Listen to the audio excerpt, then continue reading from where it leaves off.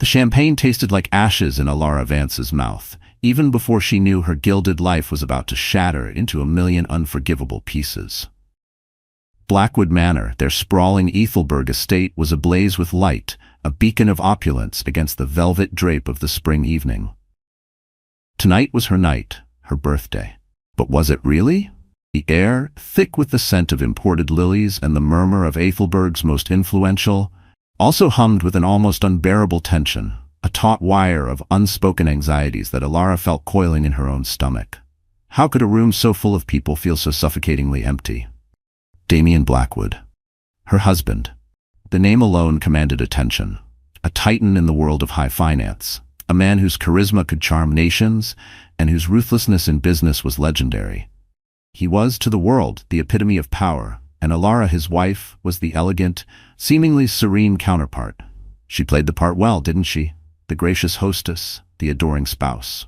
Tonight, she wore a gown the color of a twilight sky, its fabric flowing gently over the subtle curve of her belly, a secret she held close, a fragile hope for a future she desperately wanted to believe in. A baby. Their baby. Perhaps this was the miracle they needed, the anchor to pull Damien back from the brink of whatever abyss he seemed to be teetering on. But Damien was late, inexcusably late. Each tick of the grandfather clock in the marble hall was a hammer blow against her composure. Guests, their eyes like polished stones, flickered towards her, then away, their whispers like the rustle of dry leaves. Was it pity she saw there? Or something more predatory, a gleeful anticipation of a scandal about to break? This gilded cage, for all its beauty, was also a fishbowl, and the sharks were always circling.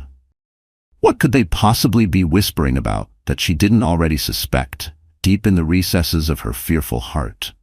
She clutched the stem of her champagne flute, the crystal cold against her clammy palm. The champagne itself remained untouched. How could she celebrate when this gnawing dread was her only real companion? The secret she carried, her pregnancy, was supposed to be a joyful revelation tonight, a bridge across the chasm that had been widening between them. But what if Damien had another secret, a darker one, a storm he was about to unleash upon them all? The thought was a cold serpent uncoiling in the warmth of the grand ballroom. If you knew your life was about to implode, would you try to stop it or just brace for impact? Then, a new sound cut through the cultivated hum of the party. The distinct purr of a high-performance engine, followed by the crunch of tires on the gravel driveway, a collective intake of breath. Heads turned, conversations faltered. He was here. Finally. Alara felt a strange mix of relief and a fresh wave of anxiety. This was it, the moment of truth. The massive oak doors of Blackwood Manor swung inward, and there he stood. Damien Blackwood, every inch the master of his universe, his bespoke tuxedo fitting him like a second skin, his dark hair impeccably styled.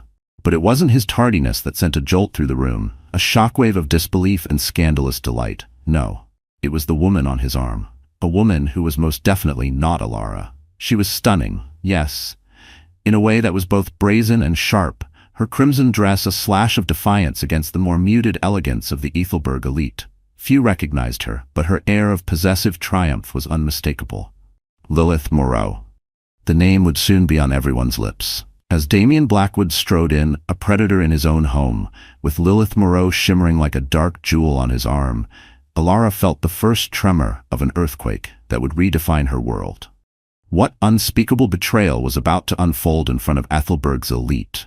The air crackled, the music seemed to curdle, and every eye in the grand ballroom turned. Damien Blackwood had arrived, and he hadn't come alone. What new hell was this? The audacious arrival of Damien Blackwood with another woman, a woman whose very presence was a declaration of war, hung in the air of Blackwood Manor, thick and poisonous. But to understand the true depth of this betrayal, the sheer calculated cruelty of it, you have to look beneath the glitter, don't you? You have to peel back the layers of the facade of perfection that was the Blackwood marriage. Every fairy tale has its dark forest, and for Alara Vance, that forest was woven with threads of gold and shadowed by the towering ambition of Damien Blackwood. Damien, he wasn't just a man, he was a phenomenon. Forged in the crucible of Ethelberg's cutthroat financial district, He'd clawed his way to the zenith of Blackwood Holdings, a sprawling empire built on audacious risks and an almost supernatural ability to foresee market shifts.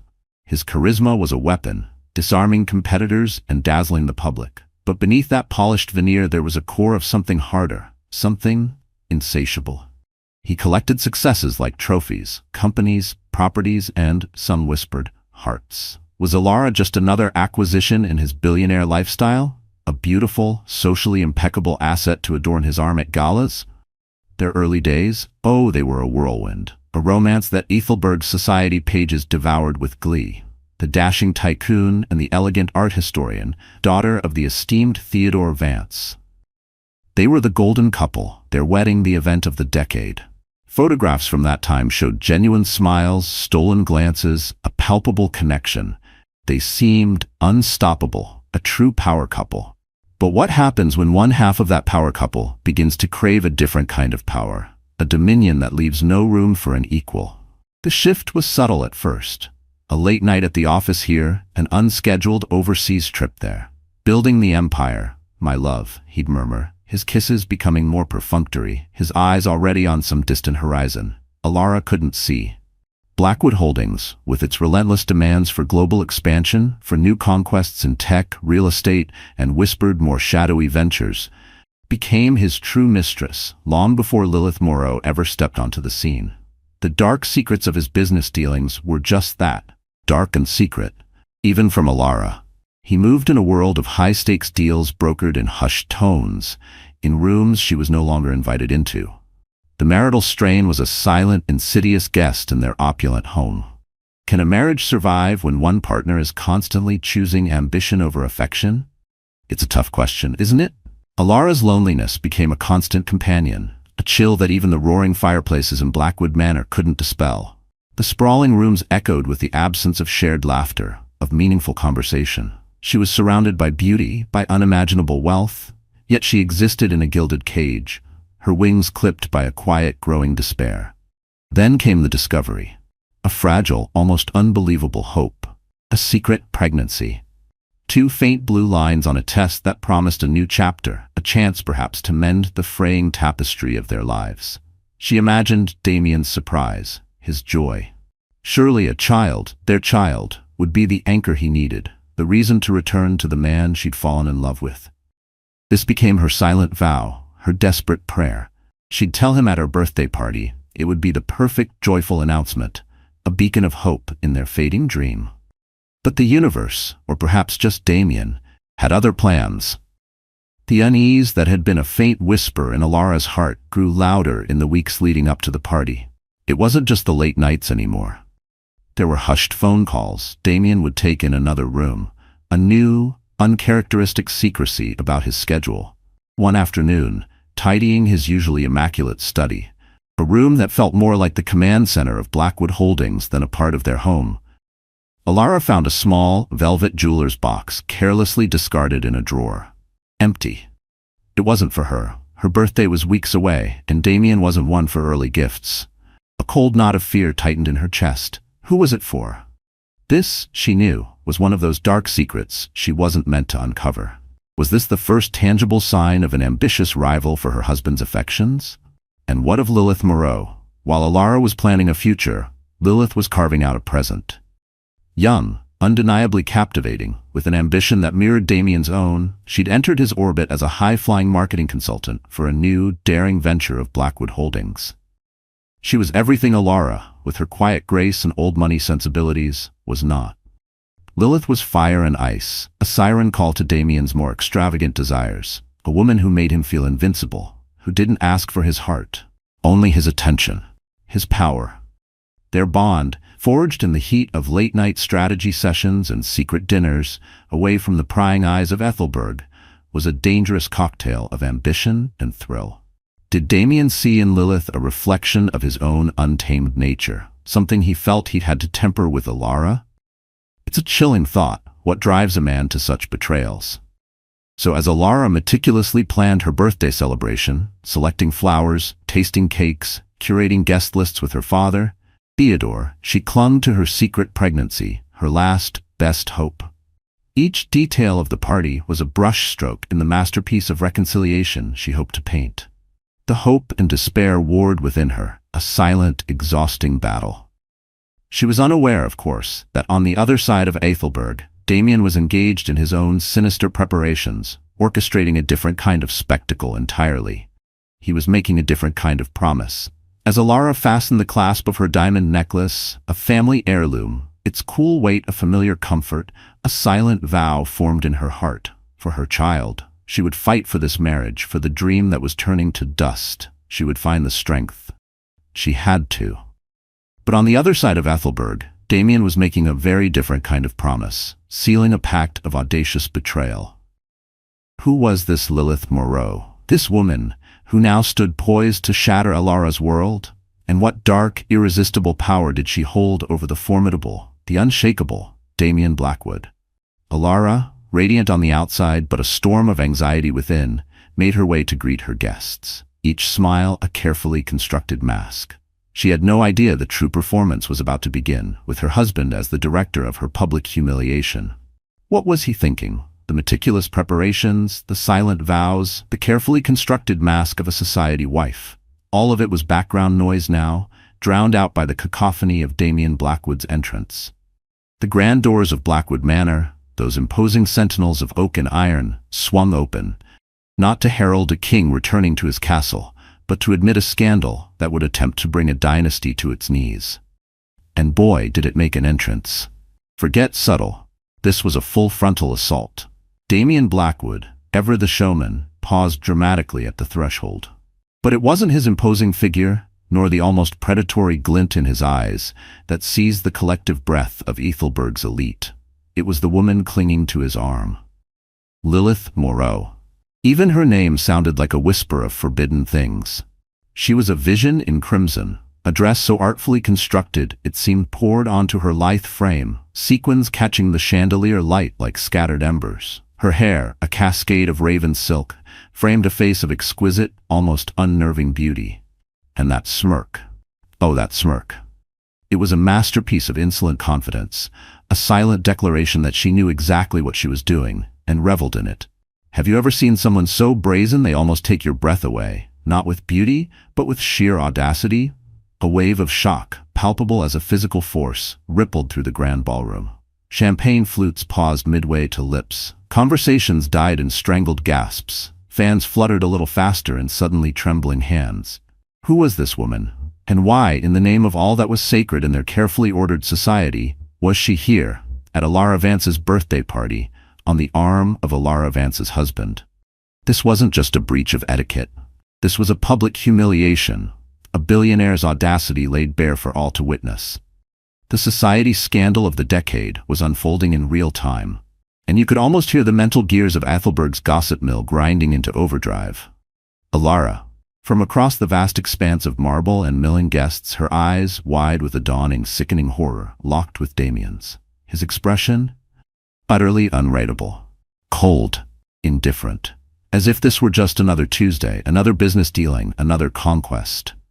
The carefully constructed smile on Alara's face didn't just falter, it crumbled, turning to ash.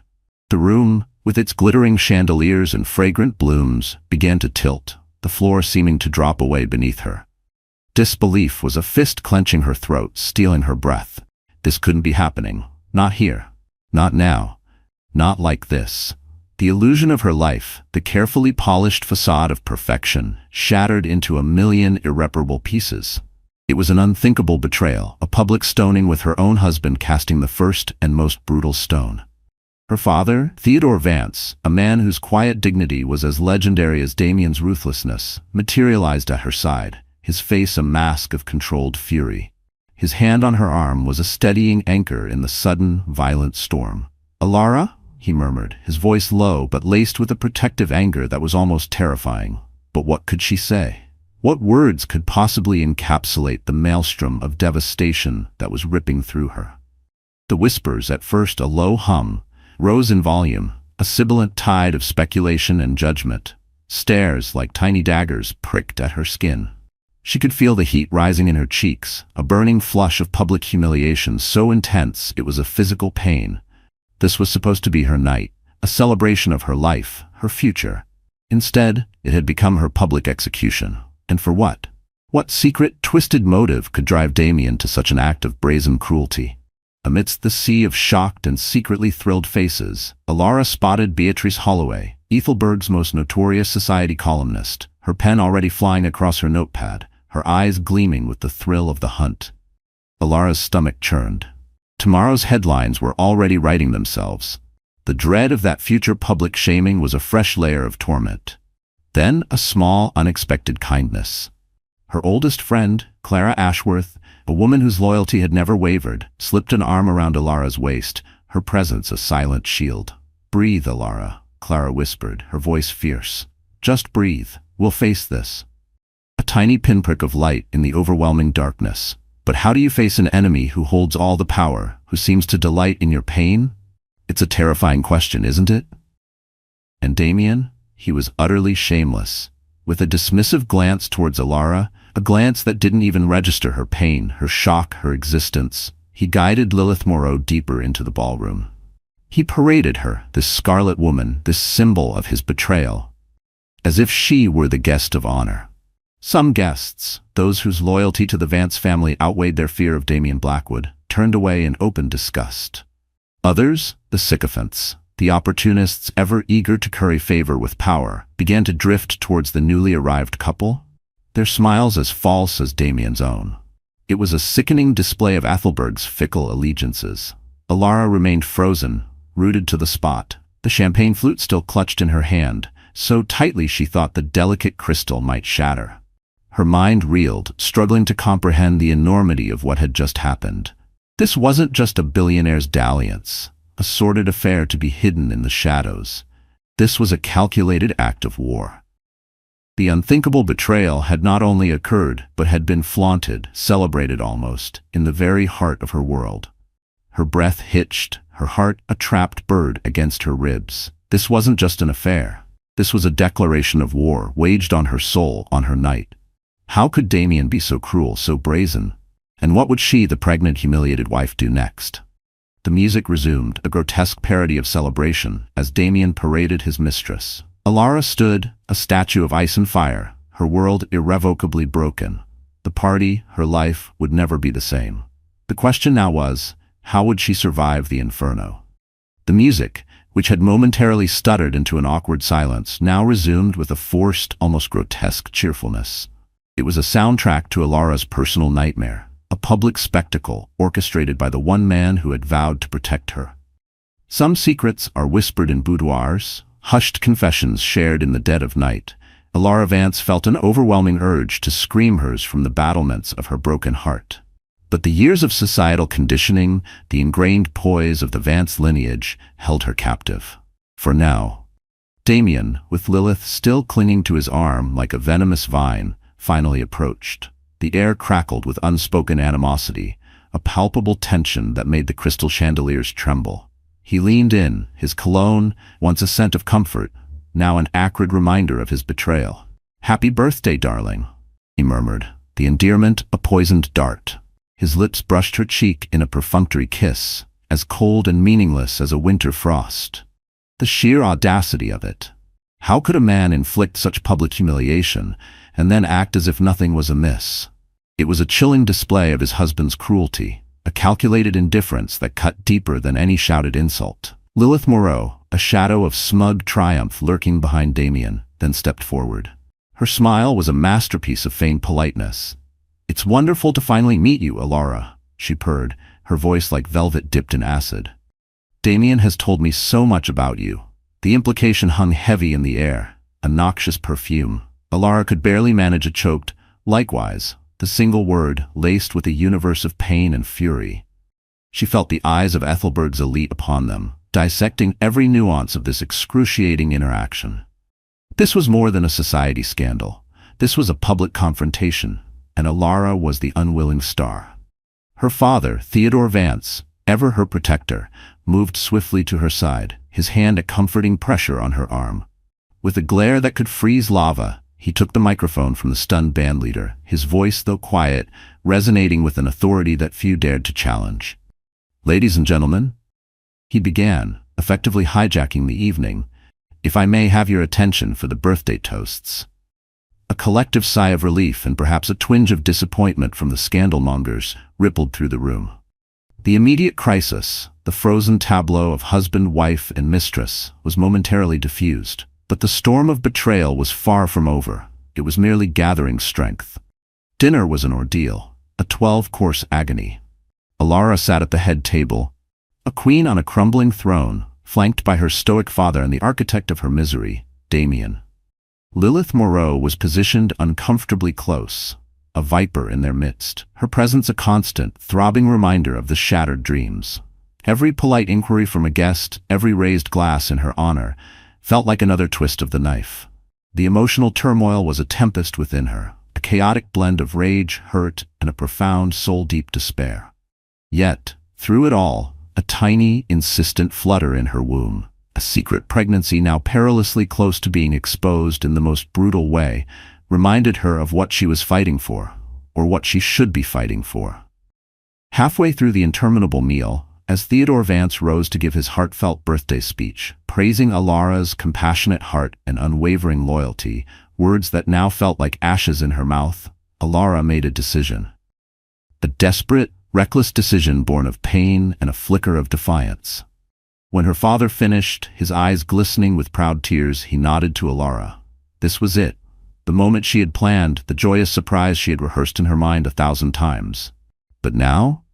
Now it felt like walking a tightrope over a pit of vipers. Could she do it? Should she? Summoning a courage she didn't know she possessed, Alara stood, her hand instinctively moving to rest on her still flat stomach. The room fell silent. "Thank you, Father," she began, her voice surprisingly steady, though her heart hammered against her ribs. "And thank you all for being here tonight. I have a little surprise of my own to share." Her eyes scanned the room, landing on Damien. His expression was unreadable, a mask of cool indifference. Lilith watched with an almost hungry intensity, a spectator at a Roman circus, waiting for the lions.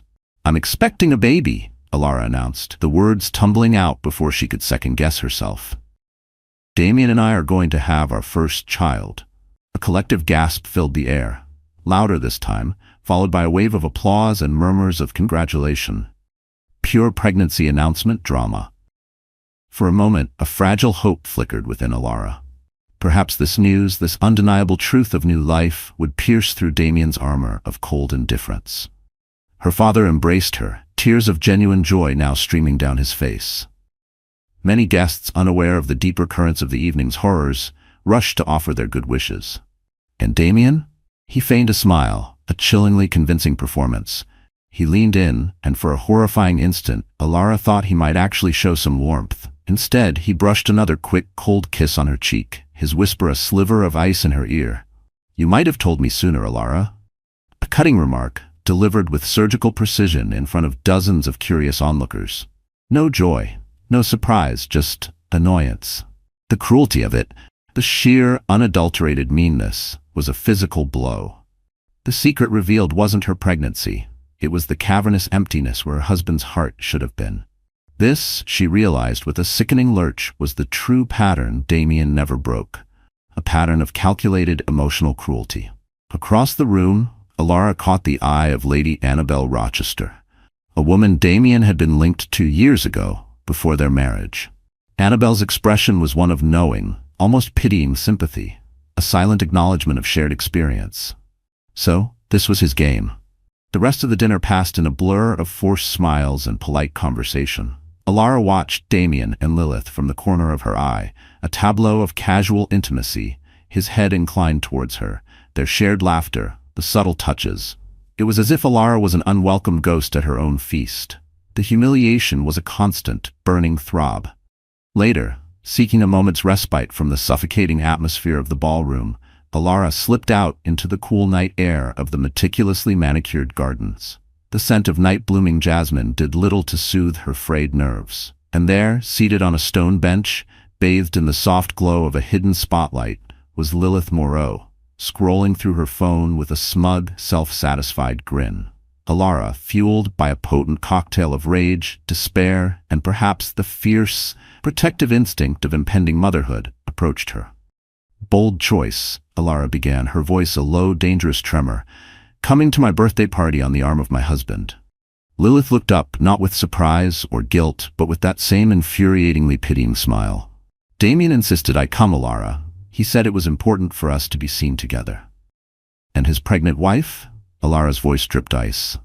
Was her presence also important to your public debut? Lilith had the audacity to tuck a strand of her dark hair behind her ear, a gesture of casual dismissal. Look, I'm sorry if this hurts you, Alara, but Damien and I, we have something real. He made it very clear your relationship was struggling, though I confess the pregnancy was a surprise. He never mentioned that little secret. Every syllable from Lilith's lips was a fresh twist of the knife, feeding Alara's fury. Did Damien paint her as some distant, loveless wife to justify his affair? How many secrets and lies had he spun? Did he tell you I was distant because he was never home? Alara shot back, her voice shaking. That I stopped trusting him because of his endless secrets? You may think you have something real, Lilith, but Damien's version of truth is as malleable as clay. He told you what you wanted to hear. Could Lilith see the manipulation, or was she too caught in Damien's charismatic web? Lilith's expression hardened. He's different with me. I'm not here to fight you, Alara. A wave of nausea, a toxic blend of anger and heartbreak, roiled within Alara. She pressed a hand to her belly, inhaling slowly. No, you're not here to fight, Alara said, her voice dangerously calm. You're here to gloat. But remember this, Lilith. The man who cheats with you will eventually cheat on you. It's a pattern he enjoys. Lilith opened her mouth to respond, perhaps to unleash another barbed comment, but the tension was abruptly shattered by the sound of approaching footsteps. They both turned. A figure emerged from the shadows of the rose trellises. Who was it? And would they be an ally in this emotional turmoil, or just another architect of her ever-increasing pain? The confrontation left Alara shaken but strangely resolute. The lines had been drawn, not just in the sand, but in the very fabric of her soul. This was more than a fight for her marriage. It was a fight for her sanity and her child's future. But how do you fight a man who holds all the cards, or so he thinks? The bitter exchange in the moonlit garden, sharp as shattered glass, had only solidified the icy dread in Alara's heart. Lilith's smug pronouncements, her casual dismissal of Alara's pain, echoed in the opulent silence of Blackwood Manor long after the last guest had departed. The party, meant to be a celebration, had become a funeral pyre for Alara's marriage, her hopes, her very sense of self. What do you do when the person who vowed to cherish you becomes the architect of your deepest humiliation? It's a question no one should ever have to answer, right? In the dead of night, with the echoes of that disastrous party haunting the cavernous halls of Blackwood Manor, Alara Vance walked towards her husband's study. She wasn't a supplicant, pleading for scraps of affection. No, she moved with the quiet dignity of a queen preparing to abdicate a poisoned throne. The scent of Damien's expensive whiskey and even more expensive cigars hung heavy in the air, a cloying miasma that spoke of late nights and secrets kept. She found him behind his massive mahogany desk, the glow of his computer screen, casting long, dancing shadows on his face, making him look like some brooding monarch surveying his empire. Or perhaps a predator assessing his prey. Damien, she began, her voice a subdued tremor, yet threaded with a steel she hadn't known she possessed. What you did tonight, it was beyond cruel. It was a public execution, on my birthday. You brought her here. The words, though spoken softly, hung in the air like a death sentence. He rubbed his temples, a gesture of weary impatience rather than remorse. Alara, look, I'm sorry if it had to happen this way. Sorry if it had to happen, as if this was some unavoidable natural disaster, not a deliberate act of his own making.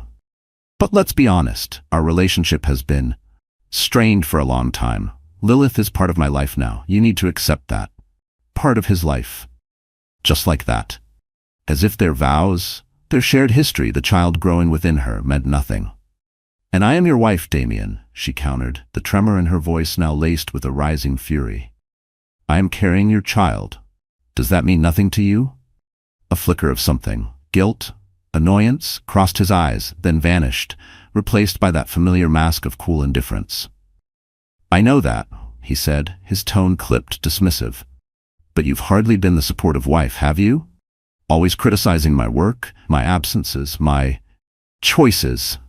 The audacity of it, the sheer, unadulterated nerve of the man. How could he twist this, turn her into the villain of this toxic marriage? Because you pushed me away, Damien, she retorted, the words tumbling out, raw and ragged. Every time I tried to reach for you, every time I tried to bridge the chasm you were creating between us, you vanished. Another business trip, another late night, another unexplained absence. Do you even hear yourself? Do you have any idea what it's like to live with a ghost? He rose from his chair then, circling the desk like a caged panther, the faint light glinting off the expensive watch on his wrist. He looked tired, she noticed, shadows lurking beneath his eyes, a testament to the pressures of his empire. But any flicker of sympathy she might have felt was instantly extinguished by the memory of Lilith's smug face, of Damien's utter lack of remorse. I'm under tremendous stress, Alara. Yes, he conceded, his voice a low growl as he began to pace the length of the opulent study. The room suddenly felt too small, too suffocating. We're finalizing a multi-billion-dollar merger with the Asian Consortium, a deal that will redefine Blackwood Holdings. I have a board meeting next week that could make or break our new renewable energy division. And now, he gestured vaguely towards her, we have a baby on the way. Something I might add, you didn't even bother to tell me privately until you announced it to the entire damn city tonight. Her anger flared, hot and fierce. I planned to tell you privately, Damien. I've been trying to find the right moment for weeks, but you've been avoiding me, haven't you? We barely share a meal, let alone a meaningful conversation. When, exactly, was I supposed to tell you? Between your urgent calls and your clandestine dinners with her? He rested his hands on the back of an ornate leather chair, letting out a long, weary sigh. I can't do this right now, Alara. I just can't. She studied him for a long moment, the man she had once loved, the man who now felt like a dangerous stranger. And in that moment, a profound, almost terrifying clarity settled over her. The final confrontation she had dreaded was also, strangely, a moment of empowerment. The decision to leave this toxic marriage, a decision that had been a terrifying whisper in the back of her mind, now solidified into a certainty. For her unborn child's future, for her own sanity, she had to. If you won't choose to be a husband, Damien, she said, her voice suddenly calm, devoid of the earlier tremor, if you won't choose to be a father, then I will make a choice for myself, and for this child. Her words hung in the air, a quiet ultimatum, a wife's defiance finally taking flight. He frowned, a flicker of surprise, perhaps even unease in his eyes. What does that mean? It means, Alara said, her voice gaining strength with every syllable, every beat of her newly resolute heart. I'm considering leaving you, Damien. I can't endure this spectacle, not for me, and certainly not for our baby. Damien's face paled. Was it fear? Anger? Or just the shock of a tyrant realizing his queen was no longer willing to play by his rules? He opened his mouth as if to respond, to unleash another torrent of justifications or perhaps a husband's ultimatum, then closed it again, a rare moment of speechlessness for the usually eloquent Damien Blackwood. In that charged silence, Alara knew she had made her decision. No more. She would not be paraded around like a prized possession while he flaunted his affairs. She would not raise her child in a house built on lies and disrespect. Without waiting for his reply, a reply she knew would only be another attempt at manipulation, she turned on her heel and walked out of the study. Her steps echoed in the long, silent corridor, each one a resolute stride away from the gilded cage, away from the toxic charade, towards an unknown, perhaps perilous, but undeniably her own future. Back in the cold sanctuary of her bedroom, Alara shut the door and leaned against it, her body trembling, not with fear, but with a strange, exhilarating mix of sadness, anger, and an unexpected, intoxicating sense of freedom. She was done. Done pretending, done playing the part of the compliant, forgiving wife, done being broken. Tomorrow, the Ethelbert press would have a field day. Social media would explode, the scandal would reach new fevered heights. But tonight, as she placed a protective hand over her unborn child, Alara Vance felt a profound sense of calm. She would not be defined by Damien Blackwood's betrayal. She would forge her own path, even if she had to walk through fire to find it. The silence in Damien's study was heavy, laden with unspoken threats and the chilling finality of Alara's decision. She had walked away, But the battle was far from over. In fact, it was about to escalate to a war fought in the tabloids and courtrooms. How would Ethelberg react when the news broke? Her defiant exit from Damien's study, that cold, echoing pronouncement of, "I am leaving, Damien," wasn't just a personal decision. It was the spark that ignited a wildfire. A wildfire of public speculation, legal maneuvering, and a vicious, no-holds-barred media scandal. How would Ethelberg, a city that thrived on drama but feigned propriety, react when the pristine facade of the Blackwood marriage finally, irrevocably, crumbled? They were about to find out, and it was going to be ugly. The morning after Alara Vance walked out of Blackwood Manor, Ethelberg awoke to headlines that screamed betrayal, the city's insatiable hunger for scandal finally finding its feast. "Blackwood's birthday bombshell," shrieked one tabloid. "Pregnant wife, secret mistress, the ultimate society showdown," blared another. Paparazzi, like vultures scenting a kill, swarmed the gates of Blackwood Manor and the elegant townhouse Alara had retreated to, her father Theodore Vance's city residence. Every whispered rumor, every grainy photograph, every exclusive interview with a disgruntled former staff member became front-page news. Social media, of course, exploded. #Team Alara and Team Damien hashtags trended, though public sympathy fueled by the image of a beautiful pregnant wife so cruelly wronged overwhelmingly sided with Alara. But public sympathy, as Alara was about to learn, doesn't pay legal bills. And Damien Blackwood had an army of lawyers who played dirty. Alara, however, was no longer the naive, wilting flower. The events of that horrific night had forged something new within her, a core of tempered steel. Her first call was to Miss Evelyn Hayes, a woman whose reputation in Ethelberg's brutal divorce courts was as formidable as Damien's in the financial markets. Miss Hayes was a shark in Chanel, her smile disarming, her legal mind a lethal weapon. "Miss Vance?" she'd said, her voice calm and reassuring over the phone. "You've been through an ordeal, but you are not broken. We will fight this, and we will win."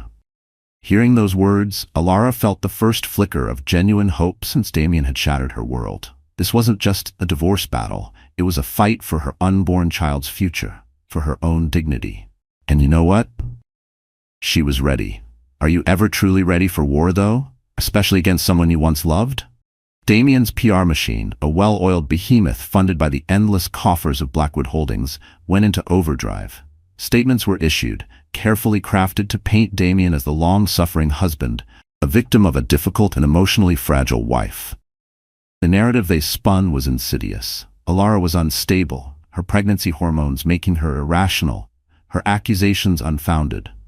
They even dared to suggest she was using the pregnancy as leverage in the impending divorce. It was a classic case of character assassination, a slanderer's pen wielded with vicious precision.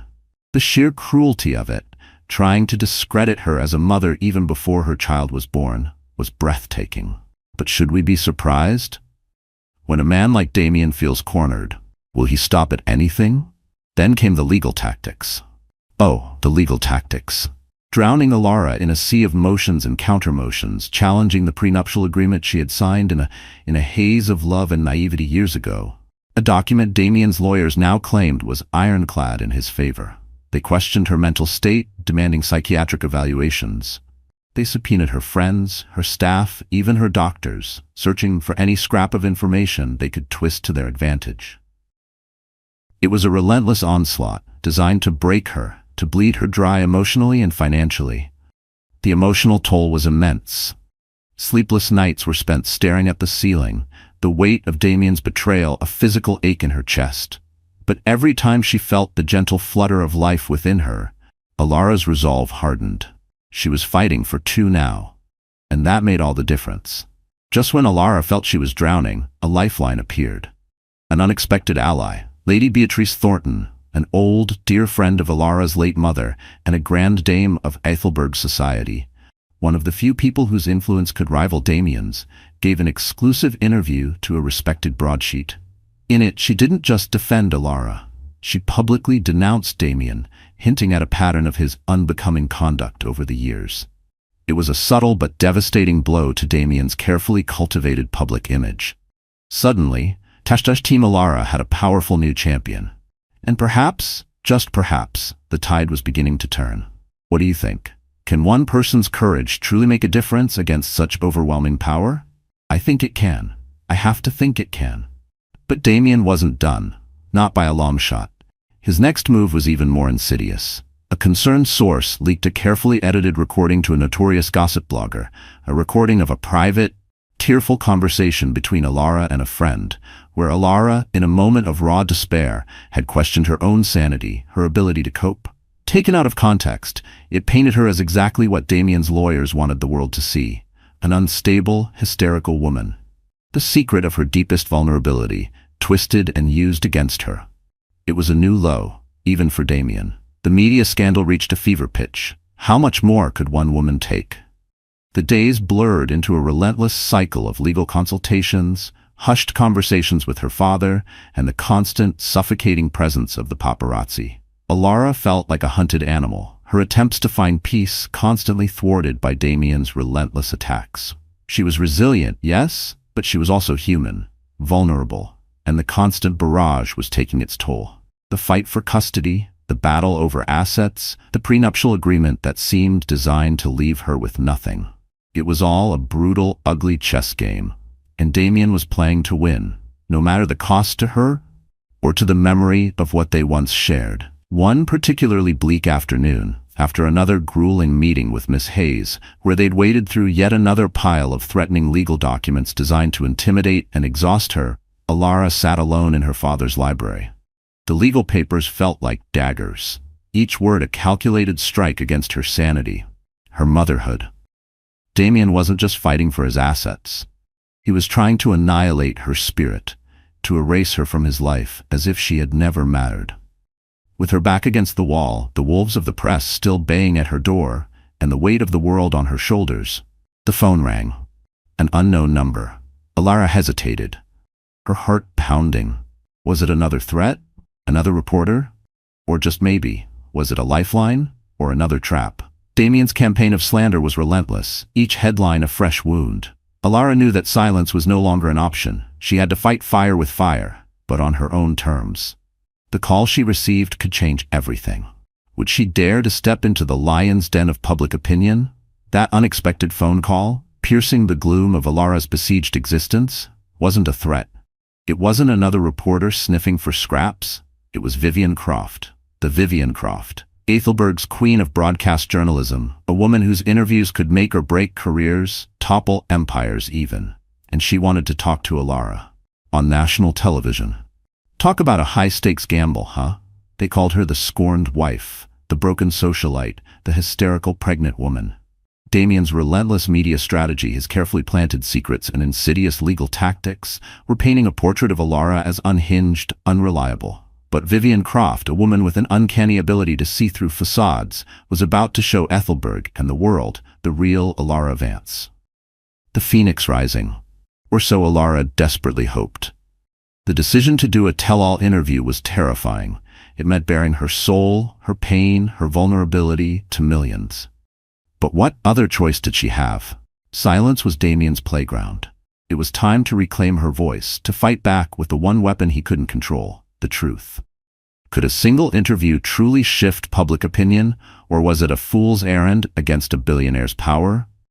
The days leading up to the interview were a blur of anxious preparation. Miss Evelyn Hayes, Alara's formidable lawyer, prepped her relentlessly, not on what to say. The truth needed no script, but on how to say it. How to remain poised under pressure. How to navigate Vivian Croft's famously incisive questions. How to convey strength without sacrificing vulnerability. Alara, meanwhile, drew strength from the tiny life fluttering within her, a constant, precious reminder of why this media strategy, this terrifying leap into the public eye, was so critical. She was fighting for her child's future, a future free from the shadow of Damien's cruelty and manipulation. The studio was an oasis of calm amidst the media storm raging outside. Soft lighting, comfortable armchairs, the low hum of a professional crew. Vivian Croft greeted Alara with a warmth that was surprisingly genuine. "Remember, Alara," Vivian murmured, her eyes full of a keen intelligence, "you're in control. This is your story." Easier said than done when your heart is hammering like a trapped bird, right? And then the lights, the cameras. Vivian Croft's first question, gentle yet direct. Alara, you've remained largely silent since the reports of your husband's indiscretion emerged. Why choose to speak now? Alara took a breath. This was it. No turning back. Because, Vivian, she began, her voice clear, though a tremor of emotion lurked beneath the surface. Silence allows others to control the narrative. And I am tired of having my story, my life, dictated by Damien Blackwood. I want people to understand that I am not just Damien Blackwood's wife. I am Alara Vance, and I have my own truth to tell. The interview unfolded, a masterclass in quiet dignity and devastating honesty. Alara didn't resort to histrionics, to mudslinging. She simply told her story, the pain of the public humiliation at her birthday party, the crushing weight of Damien's betrayal, her love for her unborn child, her dawning realization that the man she had married was a stranger, capable of unimaginable cruelty. She spoke of the facade of perfection they had maintained, and the lonely, gilded cage her life had become. It was a powerful, emotional performance, all the more compelling for its understated sincerity. Vulnerability and strength intertwined. Vivian Croft, true to her reputation, didn't shy away from the tough questions. There have been allegations, Alara, from your husband's legal team that you are emotionally unstable due to your pregnancy. How do you respond to that? A faint, sad smile touched Alara's lips. Unfortunately, Vivian, that's a common tactic, isn't it? To discredit a woman, especially a pregnant woman, by questioning her sanity. I am under a doctor's care, and I assure you and your viewers that I am perfectly capable of making rational decisions. In fact, she added, her voice gaining a quiet power, this pregnancy has made me more clear-headed, more determined than ever before. I know what I want for my child, and it's not a life built on lies and deceit. Mic drop. You could almost hear the collective gasp across Ethelberg. Then came the unexpected truth. A moment that would crack Damien's carefully constructed facade. Vivian asked about the prenuptial agreement, a document Damien's team had been brandishing like a weapon. Alara, guided by Miss Hayes, didn't contest its legal standing. Instead, she revealed a small, devastating detail. A clause Damien had insisted upon. A clause so controlling, so demeaning, it painted a vivid picture of his manipulative nature. She didn't need to raise her voice. The quiet horror of that revelation, that particular secret of his need for absolute control, was enough. It was a masterful stroke, reclaiming her voice without resorting to his level. The public reaction was immediate, overwhelming. Team Alara went viral. Social media exploded with messages of support, of admiration for her courage, her dignity. Alara Vance was no longer the broken socialite. She was a symbol of resilience, a woman fighting for her child, for her truth. A cornered animal is dangerous, but what about a cornered billionaire? Damien Blackwood watched the interview from his penthouse apartment, the city lights of Ethelberg twinkling mockingly below. His face, as described later by an anonymous source, probably his terrified PR chief, was a mask of incandescent fury. He had underestimated her. Badly. His carefully orchestrated campaign of character assassination had been blown apart by Alara's quiet, devastating honesty. His phone rang incessantly. Board members, business partners, even Lilith Moreau, her voice reportedly a mix of panic and recrimination. "She's destroying you, Damien," Lilith had allegedly shrieked. "Public sympathy is entirely with her. They're calling her a saint, and you, well, you're the unfaithful billionaire villain." The irony wasn't lost on anyone, was it? His PR team scrambled, issuing a hastily drafted counter-statement full of mealy-mouthed regrets and renewed and entirely unbelievable commitments to resolving matters amicably. It fell flat, utterly flat. The damage was done. Damien Blackwood, the master manipulator, the man who shaped narratives, had lost control of his own. His billionaire's downfall was becoming a public spectacle. But a wounded animal is a dangerous one. And Damien Blackwood was wounded. Badly. The interview was a triumph for Alara, a turning point in the public perception of their divorce battle. But she knew with a chilling certainty that it was also a declaration of war. A war that Damien, enraged and humiliated, would now escalate. The legal pressure intensified. New motions were filed, each one more vicious, more personal than the last. They weren't just fighting over assets anymore. Damien was trying to prove her an unfit mother, to seize control of the narrative, of her child, of her very future. The threatening legal documents piled up, each one a calculated strike against her sanity, her motherhood, or felt a chilling premonition, a tightening knot of fear. What desperate, unthinkable lengths would Damien Blackwood go to now to silence her, to crush her, to win at any cost? The glare of the television lights had faded, but the heat of Damien's fury had not. Each legal document, each whispered threat, was a tightening of the noose. The glare of the television lights had faded, but the heat of Damien's fury had not. Each legal document, each whispered threat funneled through his stone-faced attorneys, was a tightening of the noose. There are cages of iron, built with cold, hard bars, and then there are cages of gold, velvet, and fear. The kind Damien Blackwood was so adept at constructing. Alara Vance knew, with a certainty that chilled her to the bone, that she had to break free from the latter before it consumed her, and the new life, her precious unborn child, nestled within her. This wasn't just about her anymore, was it? When you're fighting for your child, the stakes are infinitely higher. You find a mother's courage you never knew you possessed. The relentless legal attacks were one thing. The constant, insidious threat to her child's future, however, was pushing Alara to a breaking point. Damien's lawyers, those slick purveyors of manufactured outrage, were now escalating their psychological warfare. They filed motions questioning her fitness as a mother, citing her emotional distress, a distress he had caused, as grounds to seek future restrictions on her custody. Can you imagine the sheer, unmitigated gall? The audacity. It was a desperate, cruel tactic designed to terrify her into submission, to make her crawl back into that gilded cage he had so expertly constructed. His behavior became increasingly unhinged, a potent cocktail of a billionaire's bruised ego and a cornered animal's lashing fury. He was, in short, a man unraveling, and a man like Damien Blackwood unraveling was a very dangerous thing indeed. Her emotional turmoil was a constant, roiling sea. Fear, cold and sharp, would pierce her in the dead of night. Desperation, a heavy cloak, would threaten to smother her during the day. But beneath it all, a fierce, primal protective instinct for her baby burned like an unquenchable flame. This child, her child, would not grow up in the shadow of this toxic marriage, this web of deceit and manipulation. That much she vowed. The secret nobody knew, not even her staunch father Theodore, nor her fiercely loyal lawyer Miss Evelyn Hayes, was how close Alara came to completely breaking down.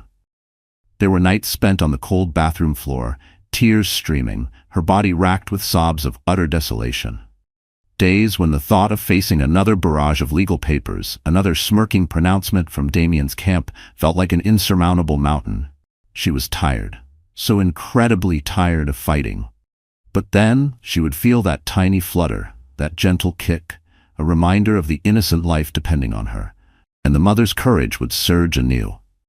It was during one of these dark nights of the soul, when the weight of Damien's relentless psychological warfare felt unbearable, that a sudden, almost divine inspiration struck.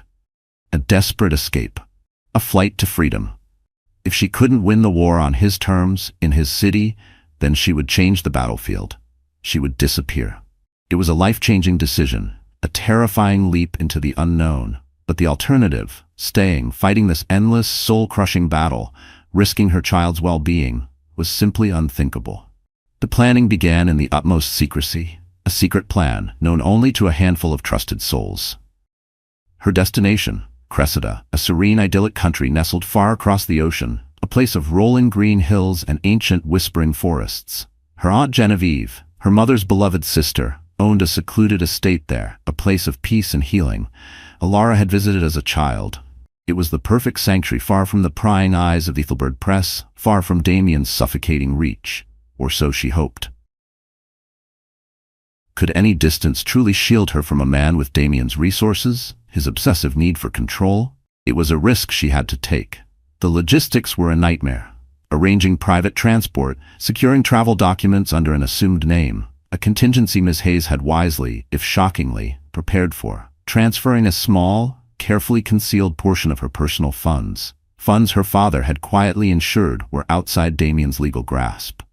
Every step was fraught with peril, the fear of discovery a constant, gnawing companion. What if Damien found out? What if one of his spies, and she had no doubt he had them, got wind of her plan? The thought was enough to send shivers of pure ice down her spine. The day of her departure arrived, a gray, drizzly Ethelberg morning that mirrored the turmoil in Alara's soul. The tension was almost unbearable. Her bags, packed with only the barest essentials, a few changes of clothes, her most precious mementos, and a small, worn copy of her mother's favorite book of poetry, sat by the door of her father's townhouse, a silent testament to her desperate escape. Theodore Vance held her close, his usual stoicism cracking, tears glistening in his proud, worried eyes. "Be safe, my darling girl," he whispered, his voice thick with emotion. "Be strong, for yourself, for your child." Then came the unexpected element, the last-minute obstacle that nearly derailed everything. As Alara, her face pale but resolute beneath a wide-brimmed hat and dark glasses, was about to step into the waiting, inconspicuous town car Miss Hayes had arranged, a sleek black limousine, unmistakably one of Damien's, pulled up to the curb. Her heart leaped into her throat. Had he found out? Was this it? The gilded cage break foiled before it even began? The door of the limousine opened, and Damien himself emerged, tall, imposing, his face a mask of cold fury. "Oh God. Going somewhere, Alara?" he drawled, his voice dangerously soft, a predator toying with its prey. This was it, the mini-climax before the true climax of her flight to freedom. For a heart-stopping moment, Alara froze, her mind raced. What could she say? What could she do? But then, Miss Evelyn Hayes, ever the cool-headed tactician, stepped smoothly between them. "Mr. Blackwood," she said, her voice as crisp and cutting as a shard of ice. "Miss Vance has a prior engagement. If you have any further communications for her, please direct them through my office, as per our previous agreement." She exuded an aura of such unshakable legal authority that even Damien, for once, seemed momentarily taken aback. He glared at Alara, his eyes burning with a possessive rage that made her blood run cold. But he didn't try to stop her. Not physically, anyway. The unspoken threat, however, hung heavy in the air. This wasn't over. Not by a long shot. The journey to the private airfield was a blur of anxiety. Every passing car, every unfamiliar face felt like a potential threat. The hushed departure itself was a masterclass in covert operations, orchestrated by Ms. Hayes' discreet security team. A small, unmarked jet waited on the tarmac, its engines a low, promising hum. As Alara finally sank into the plush leather seat, the cabin door closing with a reassuring thud, a wave of exhaustion so profound it was almost debilitating, washed over her. But beneath the exhaustion, there was something else. A tiny, fragile flicker of hope. The jet taxied, then accelerated down the runway, lifting into the gray, weeping sky. Alara watched as Ethelberg, the city of her birth, her marriage, her heartbreak, shrank below, its glittering skyscrapers receding into a distant, painful memory. A single tear traced a path down her cheek, a tear of sorrow for the life she was leaving behind, for the shattered dreams, for the man she had once loved. But it was also a tear of profound relief, of dawning hope for the new beginning that awaited her, for the uncertain future she was now, finally, charting on her own terms. As the city lights of Ethelberg faded into a distant, painful memory, Alara clutched her belly, the tiny flutter within a promise of a new, albeit uncertain, dawn. She had escaped Damien's immediate grasp, broken free from that gilded hell. But the question, a cold whisper in the quiet hum of the jet engines, remained. Was any distance truly enough to shield her and her unborn child from a man of his power, his wealth, his terrifying obsession? And what, oh what, would Damien Blackwood do when he discovered his queen had well and truly flown the coop? The hum of the jet was a lullaby of liberation, but also a drumbeat of the unknown. Cressida awaited, a haven, or perhaps just a temporary respite. The war with Damien Blackwood was not over. It had merely changed battlefields. What awaited her in this new land, and how would she rebuild her shattered life? The hum of the private jet was a deceptive lullaby, a whisper of liberation that couldn't quite drown out the drumbeat of the unknown future. Cressida. A name that sounded like a sigh of relief. But would it be a true haven for Alara Vance, or merely a temporary respite in her ongoing war with Damien Blackwood? That was the multi-billion-dollar question, wasn't it? In the tranquil embrace of Cressida, far away from the glittering venom and suffocating opulence of Ethelberg, Alara Vance finally learned to breathe again. Not the shallow, panicked gasps of fear and humiliation that had become her constant companions, but the deep, steady rhythm of hope. Real hope. The kind that settles in your bones and whispers, "You got this." Her Aunt Genevieve, a woman whose spirit was as resilient and timeless as the ancient oaks dotting her sprawling countryside estate, welcomed Alara not with pitying questions, but with open arms, endless cups of calming herbal tea, and the quiet understanding of a soul who had weathered her own share of storms. It was exactly what Alara needed. No judgment, just peace. The guest cottage, nestled amongst rambling roses and overlooking a serene willow-fringed pond, became Alara's sanctuary, a world away from Blackwood Manor, yet infinitely more precious in its simplicity. Here, the only headlines were the chirping of crickets at dusk and the gentle lapping of water against the reedy bank. The paparazzi were a distant, almost forgotten nightmare. The relentless digital storm of social media, with its Team Alara and Team Damien skirmishes, felt like it was happening on another planet. Can you even imagine the relief? To finally escape that constant scrutiny, that feeling of being perpetually on display? Days melted into weeks, each one a small step on Alara's healing journey. She walked for hours through dew-kissed fields, the soft Cressida air a balm to her bruised spirit. She rediscovered her love for painting, a talent she had neglected during her years as Damien Blackwood's perfectly curated wife. Canvases, once blank and intimidating, now bloomed with color, with emotion, with the tentative unfurling of her own reclaimed self-discovery. She spent long afternoons reading by the crackling fireplace, curled up in a worn armchair that smelled faintly of lavender and old books, the words of long-dead poets offering a strange, profound comfort. She was focusing on her health, on the precious new beginnings she carried within her. A life untainted by Damien's toxicity. Motherhood. It was a word that now filled her not with dread, but with a fierce protective love and an unbreakable spirit. Of course, Ethelberg and Damien were never entirely absent from her thoughts. Miss Evelyn Hayes kept her updated with carefully encrypted calls on the legal machinations still unfolding across the ocean. Damien, as expected, was incandescent with rage at Alara's disappearance. His lawyers were apoplectic, filing motions demanding her return, accusing her of everything they could possibly think of. But legally, Alara was free to travel, and Cressida, with its quaint, almost archaic privacy laws, was proving to be an excellent shield. The media frenzy in Ethelberg, deprived of its primary target, had, for now, somewhat abated, much to Damien's reported fury.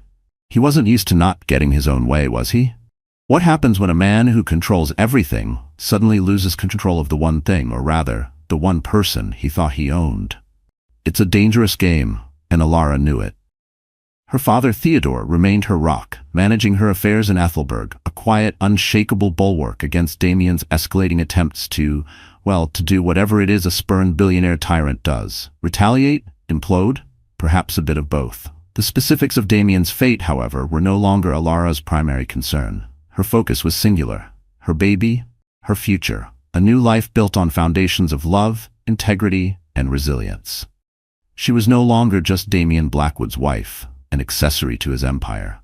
She was Alara Vance, mother-to-be, survivor, and, most importantly, the architect of her own goddamn destiny. That was the secret power she had unearthed within herself, a strength forged in the crucible of betrayal and heartbreak. Alara often walked the dew-kissed fields of Cressida as dawn painted the sky in hues of rose and gold, her hand resting protectively on her growing belly. A quiet strength, a fierce determination, shining in her eyes.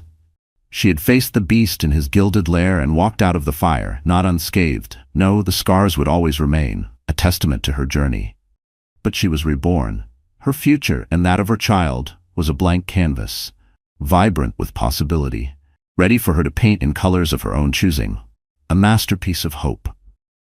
But even in the tranquil sanctuary of Cressida, one question sometimes lingered in the otherwise peaceful air, a faint, unsettling echo from her past life. When a man like Damien Blackwood, a man of such monumental ego and obsessive control, is defied so completely, does he ever truly let go? Or was this merely a ceasefire, a pause before the next, perhaps even more brutal, offensive?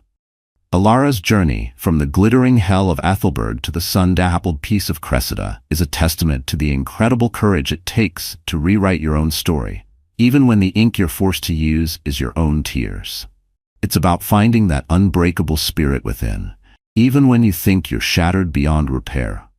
If her fight for freedom, for dignity, for the future of her child resonates with you, if you've ever felt trapped in your own gilded cage, then share her story. Let it inspire others to find their own dawn after the darkest night. And tell me, what would you do if faced with an impossible choice, a betrayal that rips your world apart? Would you crumble, or would you find the strength to fly? Subscribe for more stories of incredible resilience, of hope for the future, and the unbreakable human spirit that refuses to be extinguished. Don't miss out on what's coming next, because everyone deserves their own sunrise.